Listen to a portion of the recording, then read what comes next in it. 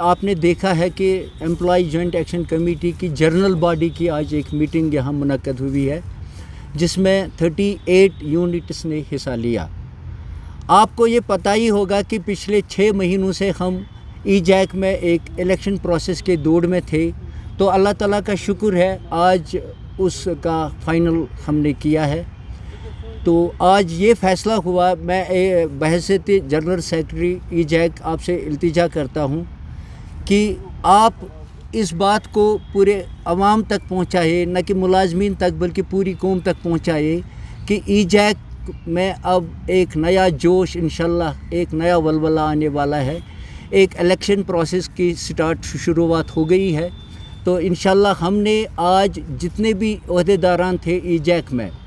Including my self, تو ان سب کو ہم نے جو بھی ڈیزگنیشنز تھے ان کو ڈیزالو کیا گیا۔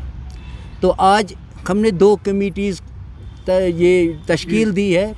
جس میں ایک ورکنگ باڈی ہے جو تب تک بہت جلد in very near future we are holding the elections, تب تک اگر کچھ معاملات ملازمین کو درپیش آتے ہیں اس کے لیے ہم نے ایک ورکنگ باڈی بنائی ہے جو ان 5-6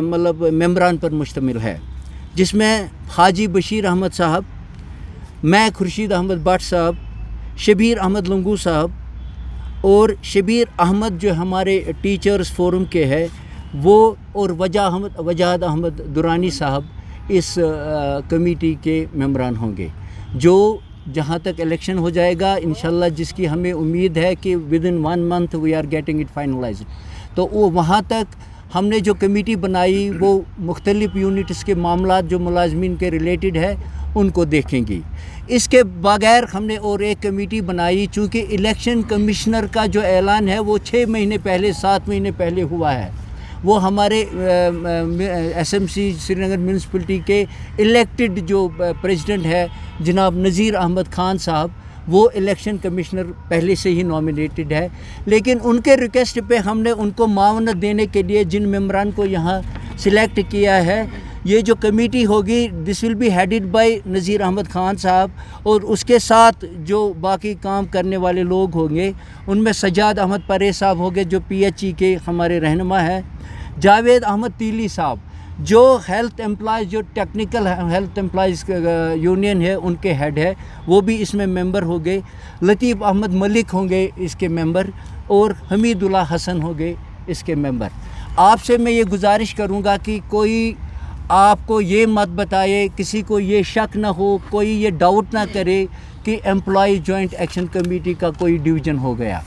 all of the leaders where today present, جو آپ نے خود بھی دیکھا، جو سینئر لیڈرز تھے ہمارے وہ بھی آج پریزنٹ تھے، جو ہمارے چھوٹے بڑے سارے یونٹس ہیں جن کی ایفیلیشن ای جیک کے ساتھ تھی، انہوں نے سب مل کر آج ایک ڈیسیجن لیا کہ الیکشن کا ہونا بہت ضروری ہے، کیونکہ معاملات ہے ڈیلیویجرز کے، ڈپارٹمنٹس کے معاملات ہے، اور جو بھی معاملات ہوں گے تو انشاءاللہ کارپوریشن کے معاملات ہوں گے وہ اب انشاءاللہ حل کروانے کی ہم اپنی طرف سے پرزور کوشش کریں گے۔ آج کے بعد صرف ای جیک جو ہے اس وقت تک اس میں کوئی بڑا یہ کوئی عہدیدار نہیں رہے گا جب تک نہ کہ الیکشنز ہو گئے، اور الیکشن ہوں گے انشاءاللہ، تب آپ دیکھیں گے انشاءاللہ ایک نئی قوت امپلائی جوائنٹ ایکشن میں آئے گی، اور وہی جو جو ہم لاکھوں کی تعداد میں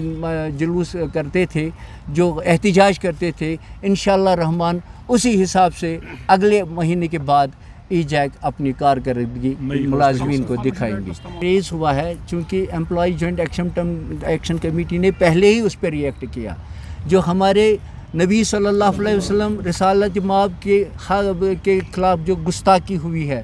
ان گستاخوں کو سزا ملے، اس کی ای جیک نے پہلے بھی ڈیمانڈ کی ہے۔ اگر ان کو چھوڑا دو، we know that they have been arrested, all of them have been arrested, مگر ان کے خلاف ابھی کوئی قانونی ایکٹ نہیں لگایا گیا۔ اگر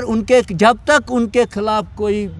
کارروائی نہیں کی جاتی ہے، ان کے خلاف کوئی ڈیسیجن نہیں لیا جاتا ہے، تب تک امپلائی جوائنٹ ایکشن کمیٹی اپنا احتجاج درج کرتے رہے گی۔ امپلائی جوائنٹ ایکشن کمیٹی یہ صرف ملازمین کے معاملات پہ مشتمل نہیں ہے.